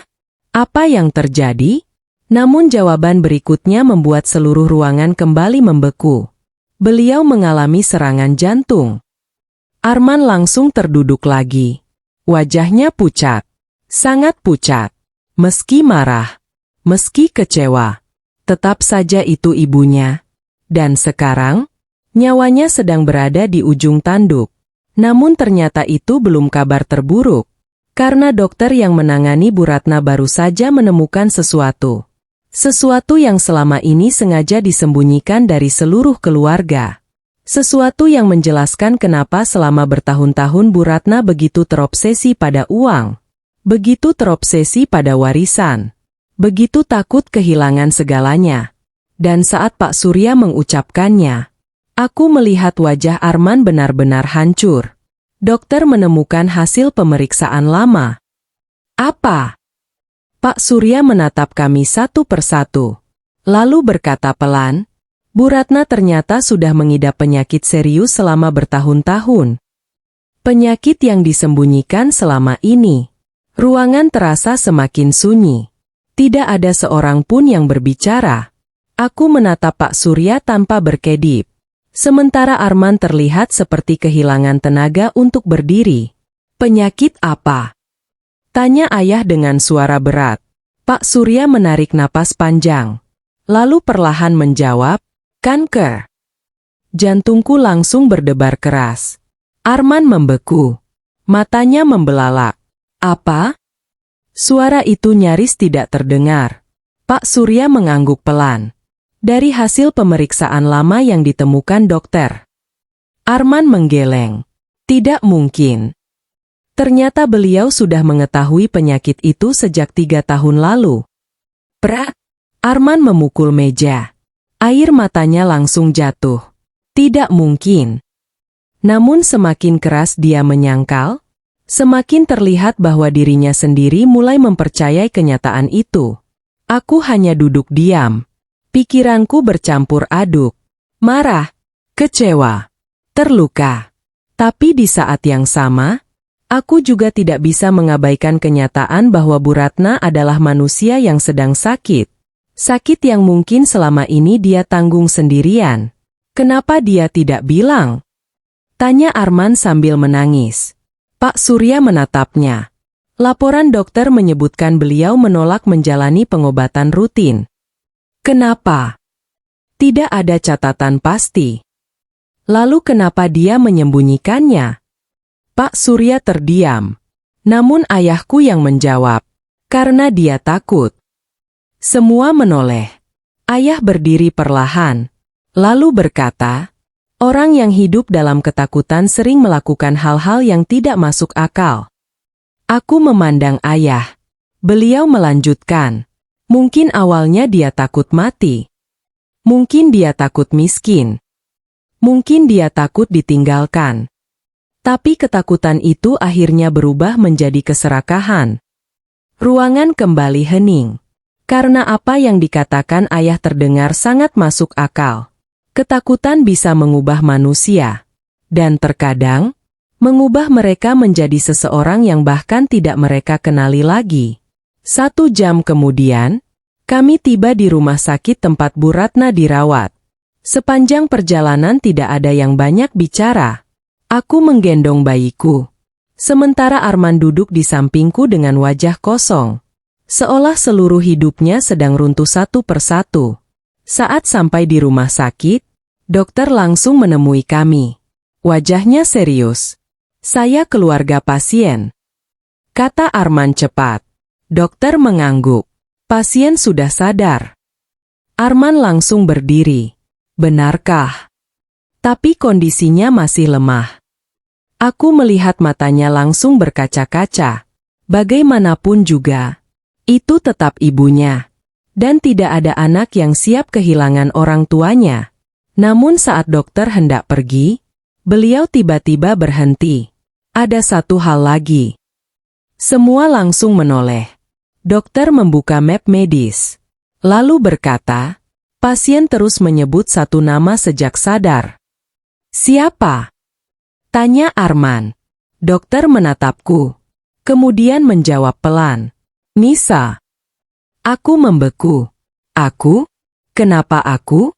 Dokter mengangguk. Beliau terus meminta bertemu Nisa. Jantungku langsung berdebar. Entah kenapa aku merasa pertemuan ini tidak akan mudah. Tidak akan sederhana.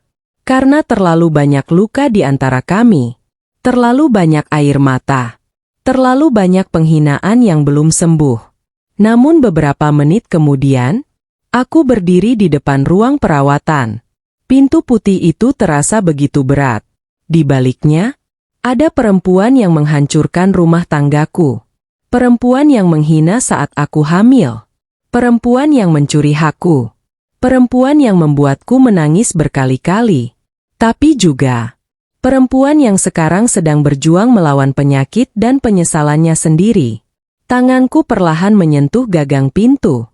Lalu kubuka. Dan saat aku masuk, Bu Ratna langsung menangis. Tangis yang berbeda dari biasanya. Bukan tangis marah. Bukan tangis pura-pura. Melainkan tangis seseorang yang akhirnya sadar bahwa hidupnya hampir berakhir. Nisa. Suaranya bergetar. Aku berdiri diam. Tidak mendekat. Tidak juga pergi. Aku hanya menatapnya. Dan untuk pertama kalinya, aku melihat wajah seorang perempuan yang benar-benar hancur oleh perbuatannya sendiri. Namun detik berikutnya, Bu Ratna mengucapkan satu kalimat yang membuat seluruh tubuhku membeku. Kalimat yang bahkan tidak pernah terbayang olehku. Nisa. Air matanya semakin deras. Ada satu orang yang harus kamu temui. Aku mengernyit. Siapa? Bu Ratna menangis lebih keras. Lalu berkata dengan suara yang hampir hilang. Orang yang selama ini menjadi alasan kenapa aku begitu membencimu. Pengkhianatan orang yang paling dipercaya. Tanganku langsung gemetar. Aku menatap dokumen-dokumen di dalam map hitam itu satu persatu. Sementara ayah berdiri di sampingku. Wajah beliau yang biasanya tenang kini berubah tegang. Sangat tegang. Ayah. Suaraku pelan. Ayah kenal orang ini. Ayah tidak langsung menjawab. Beliau hanya menatap foto yang ada di tanganku. Lama sekali. Seolah sedang memastikan sesuatu. Lalu perlahan beliau duduk. Wajahnya mendadak terlihat lebih tua. Lebih lelah. Dan saat itulah aku sadar. Nama yang tertulis di dokumen itu bukan nama sembarangan. Melainkan seseorang yang sangat dekat dengan keluarga kami. Sangat dekat. Pak Surya yang berdiri di belakang kami ikut membelalak. Astagfirullah.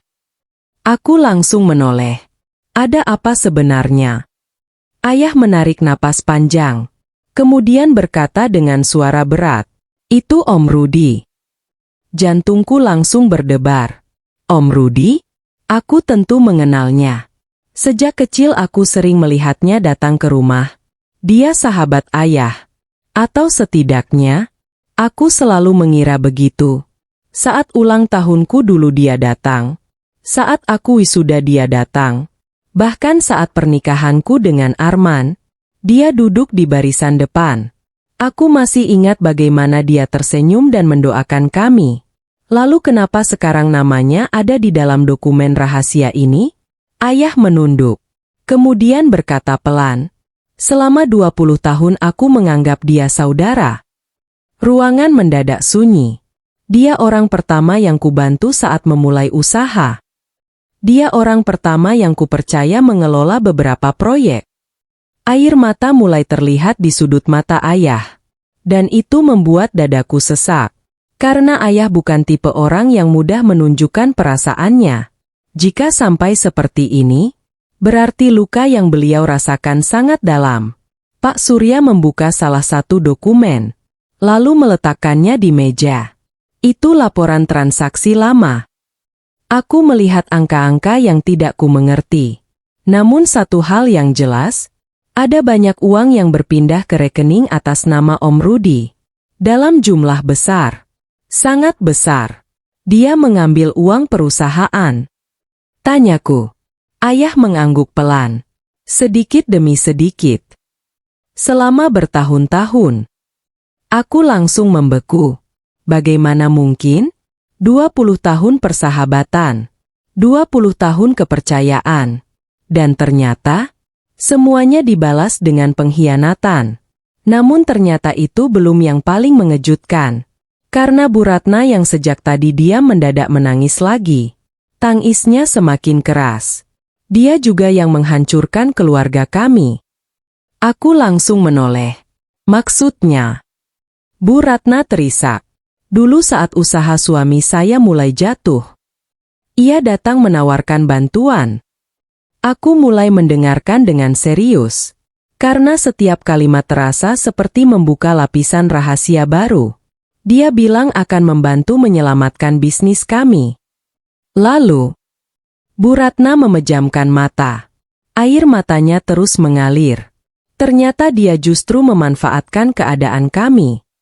Aku merasakan bulu kuduku berdiri. Karena perlahan semua mulai terhubung. Semua. Dia meminjamkan uang dengan perantara. Dia mengatur beberapa transaksi. Dan diam-diam mengambil keuntungan dari semua kesulitan kami. Pak Surya langsung mengangguk. Itu cocok dengan hasil penyelidikan kami. Aku menatap ayah. Beliau terlihat sangat terpukul. Karena ternyata orang yang mengkhianati keluarga Arman adalah orang yang sama yang mengkhianati keluarganya sendiri. Om Rudi bermain di dua sisi. Mengambil keuntungan dari semua pihak. Dan tidak seorang pun menyadarinya selama bertahun-tahun. Namun saat suasana sedang tegang, ponsel ayah tiba-tiba berdering. Semua langsung menoleh. Ayah melihat layar. Lalu wajahnya berubah. Sangat berubah. Dia. Jantungku langsung berdetak keras. Siapa? Ayah mengangkat ponsel perlahan. Kemudian menunjukkan layar itu kepada kami. Dan saat aku membaca nama yang muncul, aku langsung membeku. Om Rudi. Ruangan mendadak sunyi. Sangat sunyi. Ayah mengangkat telepon itu. Menyalakan pengeras suara. Beberapa detik tidak ada suara. Lalu terdengar tawa kecil dari seberang. Tawa yang membuat bulu kuduku meremang. Jadi akhirnya kalian tahu juga. Aku langsung merasakan napas tertahan. Karena suara itu tidak terdengar menyesal. Tidak terdengar takut. Justru terdengar santai. Seolah semua yang terjadi hanyalah permainan. Aku sudah menunggu momen ini cukup lama. Kata Om Rudi. Ayah mengepalkan tangan. Kenapa? Tanya beliau. Dan jawaban yang keluar dari mulut Om Rudi membuat seluruh ruangan membeku. Karena ternyata semua yang terjadi selama ini bukan soal uang, bukan soal bisnis, bukan soal warisan, melainkan balas dendam lama yang sudah dia simpan selama lebih dari 25 tahun. Dan target sebenarnya bukan keluarga Arman, bukan Bu Ratna, melainkan ayahku sendiri. Dendam 25 tahun yang menghancurkan segalanya. Ruangan rumah sakit terasa begitu sunyi. Tak ada satupun dari kami yang berani memotong ucapan Om Rudi. Karena dari nada suaranya, pria itu tidak sedang ketakutan, tidak sedang menyesal. Justru terdengar puas. Seolah selama ini dia sedang menikmati penderitaan banyak orang. Ayah menggenggam ponsel begitu erat. Rahangnya mengeras. Balas dendam apa? Tanya ayah dengan suara berat. Dari seberang terdengar tawa kecil. Tawa yang membuat bulu kuduku merinding. Kamu benar-benar lupa ya, Haris? Aku menoleh ke arah ayah. Nama lengkap beliau memang Haris. Namun ekspresinya mulai berubah. Seolah sebuah ingatan lama perlahan muncul kembali. Om Rudi melanjutkan. 25 tahun lalu. Ada satu proyek besar. Wajah ayah langsung menegang. Aku belum pernah melihat reaksi seperti itu sebelumnya. Dan saat itulah aku tahu, ayah memang mengingat sesuatu. Proyek Pelabuhan Timur.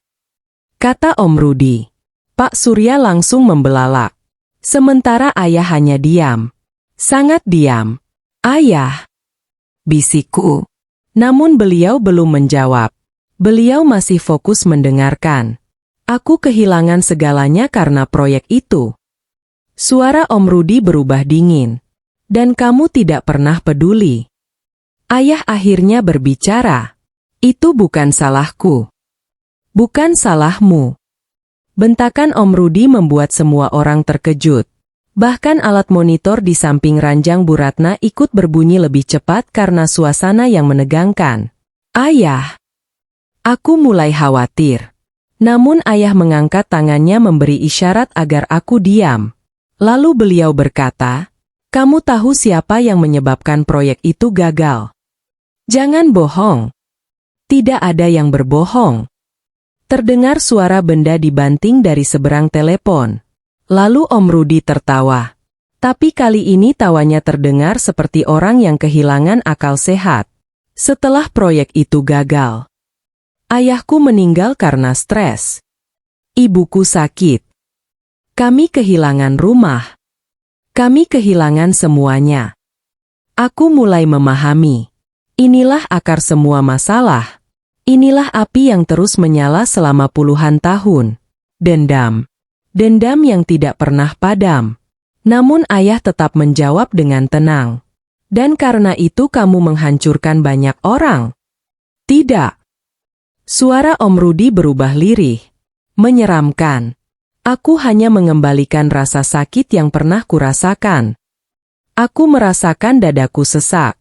Karena orang yang terluka kadang memang bisa berubah menjadi sangat berbahaya. Apalagi jika luka itu dipelihara selama puluhan tahun. Namun kemudian Om Rudi mengatakan sesuatu yang membuat seluruh ruangan membeku. Termasuk pernikahan Nisa. Aku langsung menegang. Apa? Maksudmu apa? Tanyaku spontan. Terdengar suara napas dari seberang. Lalu, aku yang mempertemukan keluarga Arman dengan ibunya. Jantungku seperti berhenti. Apa? Aku langsung menatap Bu Ratna.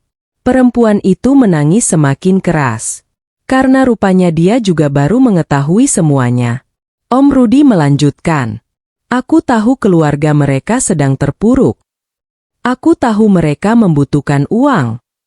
Aku tahu mereka mudah dipengaruhi. Tanganku mulai gemetar. Tidak. Tidak mungkin. Jangan bilang, aku yang pertama kali memberitahu mereka tentang keluarga Nisa. Air mataku langsung jatuh. Karena perlahan semuanya menjadi masuk akal. Kenapa keluarga Arman tiba-tiba mendekat? Kenapa semuanya berjalan begitu cepat? Kenapa aku seperti menjadi target sejak awal? Ternyata ada seseorang yang diam-diam menggerakkan semuanya dari belakang. Seperti pemain catur. Mengatur setiap langkah. Mengatur setiap konflik. Mengatur setiap kehancuran. Dan orang itu adalah Om Rudi. Pria yang selama ini kami anggap keluarga. Aku hanya ingin melihat Haris kehilangan sesuatu yang paling berharga. Suara Om Rudi terdengar dingin. Aku ingin melihat dia merasakan apa yang pernah kurasakan. Aku melihat ayah memejamkan mata. Wajahnya penuh kesedihan. Bukan karena bisnis. Bukan karena uang. Tapi karena pengkhianatan. Karena orang yang selama ini dia percaya ternyata sedang menusuknya perlahan-lahan dari belakang. Namun saat semua orang masih syok, tiba-tiba Bu Ratna berusaha duduk. Tangannya gemetar. Napasnya berat. Rudi. Bisiknya, kamu bohong. Om Rudi terdiam. Beberapa detik tidak ada suara. Lalu Bu Ratna menangis. Semuanya bohong. Dan kalimat berikutnya membuat seluruh ruangan membeku. Aku yang menghancurkan hidupku sendiri. Semua menoleh ke arahnya. Air mata Bu Ratna mengalir tanpa henti. Aku yang serakah. Aku yang iri. Aku yang membenci Nisa. Bukan karena Rudi. Bukan karena siapa-siapa. Tapi karena diriku sendiri. Ruangan langsung sunyi. Sangat sunyi. Karena untuk pertama kalinya, perempuan itu berhenti menyalahkan orang lain. Dan mulai mengakui kesalahannya sendiri. Namun tepat saat itu, monitor jantung di samping ranjang tiba-tiba berbunyi lebih cepat. BIP, BIP, BIP. Dokter dan perawat langsung berlari masuk. Semua keluar. Teriak dokter. Aku langsung memeluk bayiku. Sementara Arman berteriak panik. Ibu. Namun pintu sudah ditutup. Dan untuk pertama kalinya malam itu, Arman menangis sejadi-jadinya. Karena dia sadar, mungkin ini adalah kesempatan terakhirnya untuk mendengar suara ibunya. Air mata yang terlambat. Ibu. Suara Arman menggema di lorong rumah sakit. Aku belum pernah melihatnya sehancur itu. Pria yang dulu begitu keras. Begitu sombong. Begitu yakin bahwa dirinya selalu benar. Kini terduduk di lantai rumah sakit sambil menangis seperti anak kecil. Pintu ruang perawatan tertutup rapat. Dokter dan perawat keluar masuk dengan tergesa-gesa. Suara alat monitor terdengar samar dari dalam. BIP, BIP, BIP. Lalu semakin cepat. Aku memeluk bayiku erat.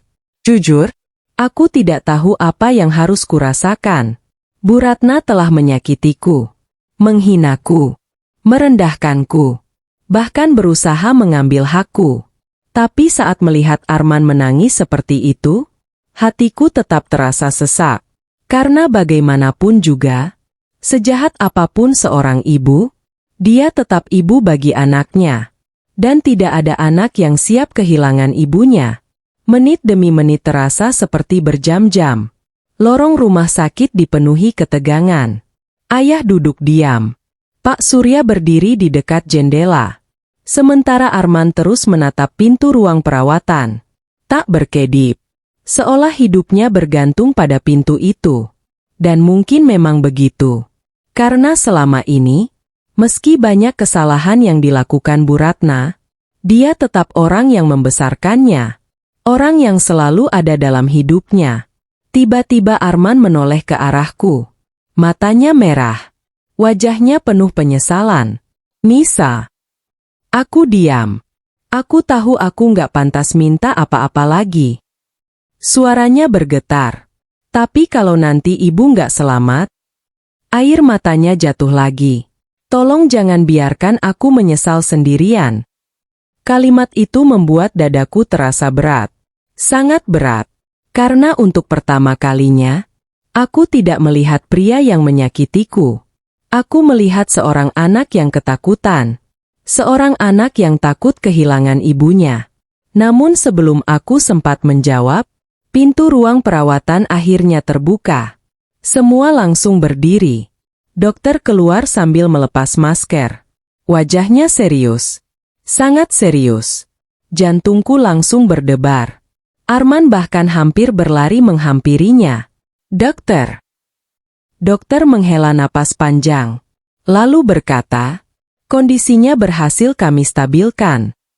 Semua langsung mengembuskan napas lega. Arman sampai menangis lagi. Kakinya hampir lemas. Namun dokter belum selesai. Tapi waktunya tidak banyak. Suasana kembali hening. Kankernya sudah menyebar. Aku melihat wajah Arman berubah. Air matanya kembali mengalir. Berapa lama? Tanya Arman pelan. Dokter terdiam beberapa detik. Lalu menjawab, kami tidak bisa memastikan.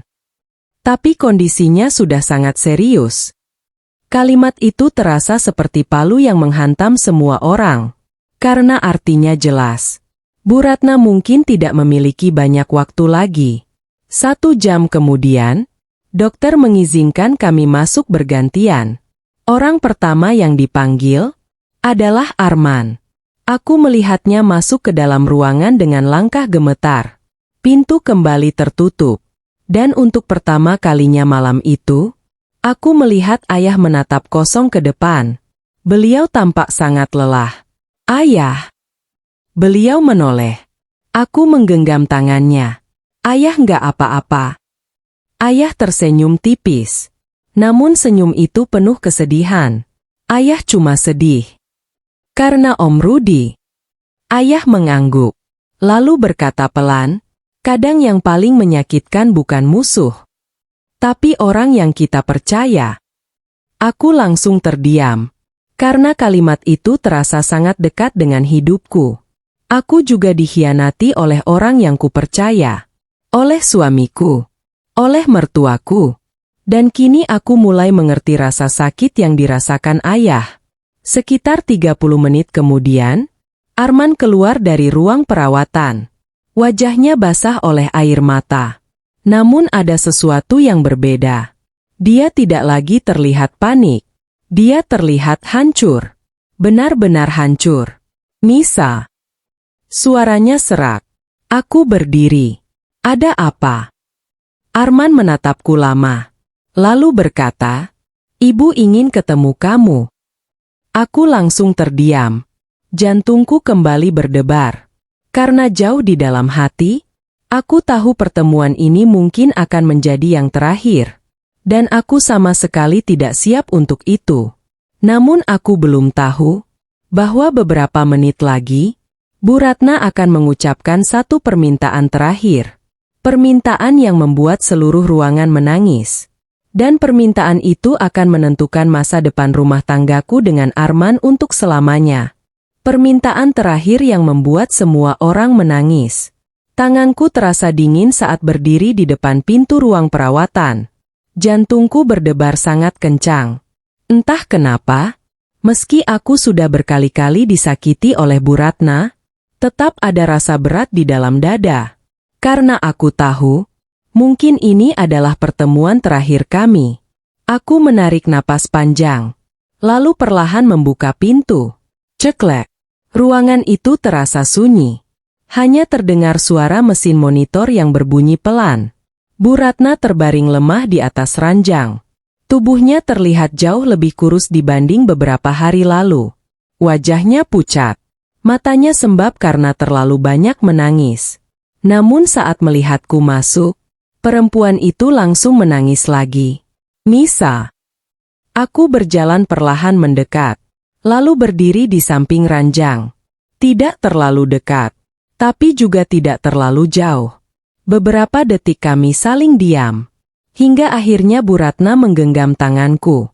Genggamannya sangat lemah. Berbeda dengan perempuan yang dulu selalu mendominasi dan mengatur semua orang. Kini yang tersisa hanya seorang ibu tua yang sedang menunggu akhir hidupnya. Nisa. Air matanya kembali mengalir. Ibu minta maaf. Aku menunduk. Hatiku terasa sesak. Karena kalimat itu adalah kalimat yang selama ini ingin kudengar. Namun saat akhirnya keluar, semuanya terasa terlambat. Sangat terlambat. Aku sudah menyakitimu. Ibu tahu. Ibu menghina kamu. Ibu tahu. Ibu merampas hakmu. Ibu tahu. Tangisnya semakin keras. Sampai hari ini ibu nggak tahu bagaimana caranya menebus semua dosa itu. Aku tidak menjawab. Karena memang tidak ada jawaban yang mudah. Ada luka yang bisa sembuh. Tapi bekasnya tetap ada. Dan luka yang diberikan Bu Ratna termasuk salah satunya. Lalu tiba-tiba beliau menoleh ke arah bayi yang sedang kugendong. Matanya langsung berkaca-kaca. Itu cucuku. Aku mengangguk. Bu Ratna menangis. Benar-benar menangis. Dan untuk pertama kalinya, aku melihat penyesalan yang tulus. Bukan penyesalan karena ketahuan. Bukan penyesalan karena kehilangan uang. Tapi penyesalan karena menyadari hidupnya hampir selesai.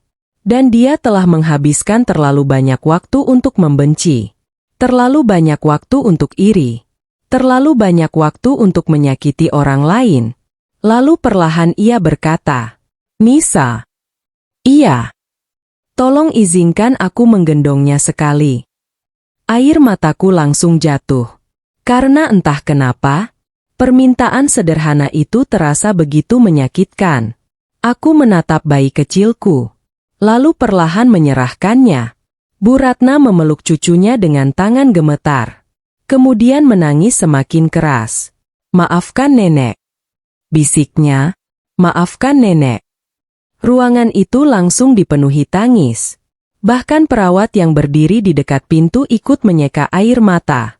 Karena momen itu terasa sangat manusiawi. Sangat menyentuh. Namun ternyata, itu bukan permintaan terakhirnya. Beberapa menit kemudian, Bu Ratna memanggil Arman. Arman segera mendekat. Ibu. Suaranya pecah. Bu Ratna menggenggam tangan anaknya. Kemudian menggenggam tanganku. Lalu, menyatukan tangan kami berdua. Aku langsung terdiam. Arman juga terdiam.